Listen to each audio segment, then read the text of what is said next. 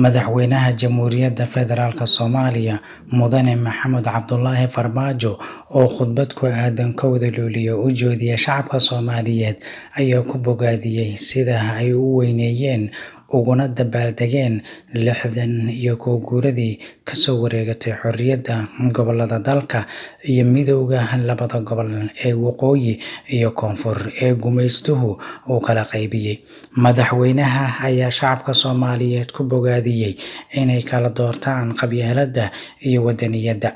Waxa uuna sheegay qabyaaladdu inay ummadda Soomaaliyeed ay kala qaybisay iyadoona ka dhigtay Afrika meesha ugu hooseysa. Cadowgeennii iyo shisheeyihii waxa ay siisay fursad ay nagu sii kala qaybiyaan, ayuu yiri, oo nagu maamulaan. Isagoo arrintaasi ka hadlaya waxa uu yiri sida tan. Bismillahirrahmanirrahiim. Kusimaha gudoomiyaha golaha shacabka, wasaaraha xukuumadda, golaha wasiirada, gudoomiyaha gobolka Banaadir ahna duqa magaalada, xildhibaanada labada aqal, taliyaasha ciidamada qalabka sida, sarreeyaasha, saraakiisha saraakiil xigeenada, gobollada quruxda badan oo maanta runtii noo soo bandhigtay heeso iyo suugaan badan oo wadaniyad badan ay ku jirto. Gobollada waa beri, gobollada horseed, heegan iyo onkod iyo dhalinyaro yararka ah oo loo soo bandhigay mahrajaanka agoonta ciidamada booliiska, howlwadeennada gobolka Banaadir ee ka yimid 17 degmooyin ee gobolka Banaadir ka kooban yihiin, rasaarihi hore waa nala joogaa, bahda saxaafadda, bandeyda, marti sharafta kale, dadweynaha Soomaaliyeed oo la daawanaya, kulli waxaan ku salaamay assalaamu calaykum waraxmatullaahi wabarakaatuh. Waddo badan halkan uma soo istaagin, waxaa noogu filan runtii suugaantii la kicisay oo xamaasadda la gelisay oo wadaniyadda lahayd ay soo bandhigeen gobollada fanka iyo suugaanta ee Soomaaliyeed. aad bay mahadsan yihiin. ilaahay baa mahad leh oo maanta halkan isugu kaay keenay aan u dabaaldegayno sanad guuradii 61aad ee ka soo wareegtay 1 Julaay 1960 markii aan xorriyadda ka qaadanay gumaysiga Talyaaniga, kadibna labada gobol ee Soomaaliyeed ay xoroobeen oo ay midoobeen. waxaan u mahadcelinayaa guddiga qabanqaabada uu gudoomiyuhu ahaa wasiir Dube iyo wasiirada la shaqeynayay oo noo soo qabanqaabiyey toddobaadka xorriyadda oo sida quruxda badan maanta ugu soo gabagabeeyay halkan. aad iyo aad ayay runtii u mahadsan yihiin. waxaan u mahadcelinayaa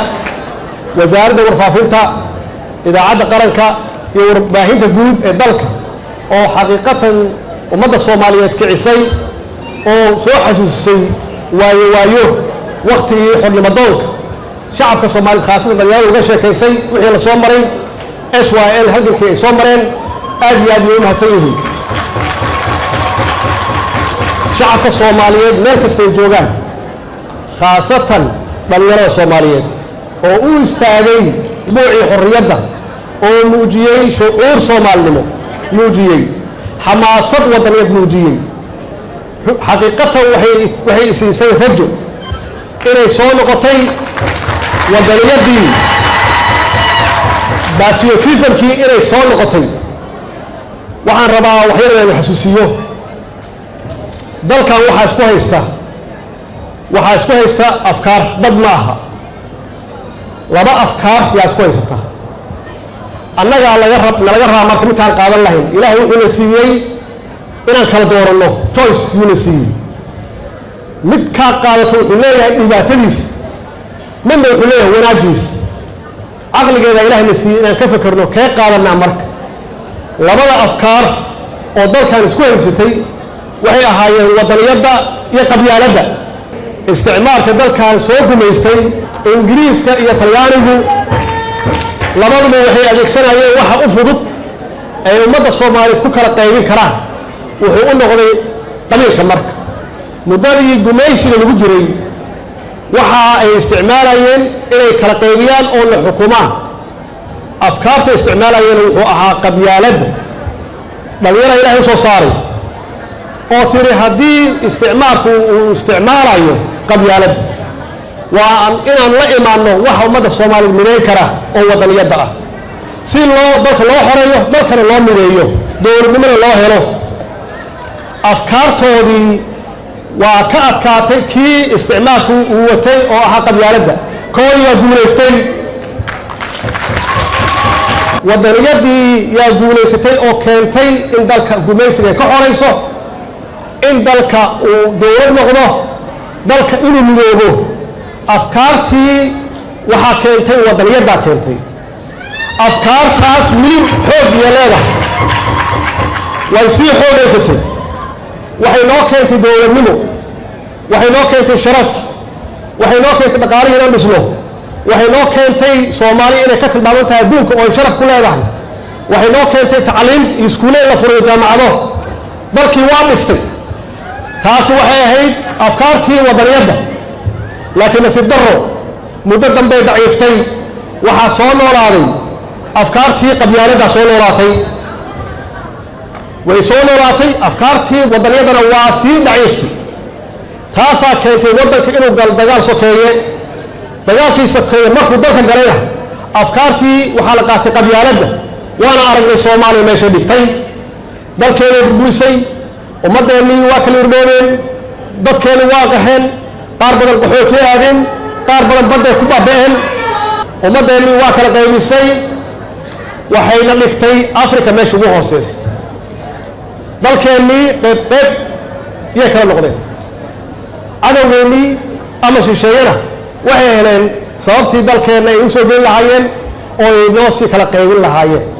oo ay weliba noo maamuli lahaayeen haddaba waxaan hadda arkeenno usbuucyada la soo dhaafay runtii ogaada dagaalkii waa socdaa ay ku hardamayeen wadaniyadda iyo qabyaaladda marba mid baa soo kormara marba mid baa xoogaysta hadda waxaa ii muuqda rajo marka inay wadaniyadii soo xoogaysanayso oo uu qabiilkii jabaayo waxaana ka gartaa dhalinyarada siday u muujiyeen astaantii qaranka ee calanka ay u muujiyeen siday isugu soo baxeen ay bannaanada u taagan yihiin iyo guud ahaan shacabka soomaaliyed meel kasta ay joogaan macnaheedu waxay tahay wadaniyadii way soo noqotay hadday soo noqotayna qabiilka waa ka adkaanaynaa dalkeena dib buu u soo noqonayaa waa dhisanaynaa dhaqaalaheenni waa soo noqonayaa sharafkeenni magaceenni waa soo noqonayaa insha allah haddii la yidhahdo dalkeenna waa midoobi doonaa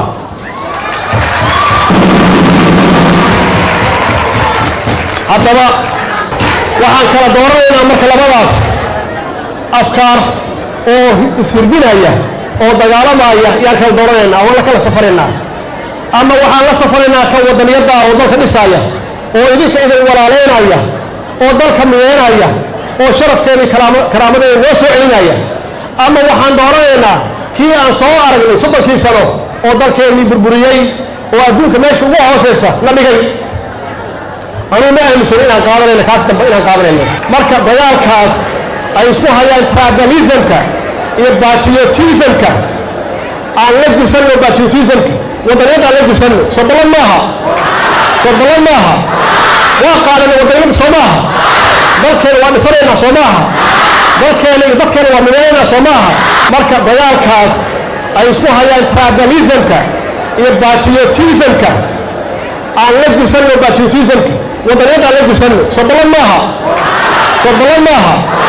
waa qaadana wadaniyadda soo maaha dalkeena waa dhisanaynaa soo maaha dalkeena iyo dadkeena waa mideeynaa soo maaha dhalinyarada soomaaliyeed oo u istaagay buucii xorriyadda oo muujiyey shucuur soomaalinimo muujiyey xamaasad wadaniyeed muujiyey xaqiiqatan waxay isiisay rajo inay soo noqotay wadaniyaddii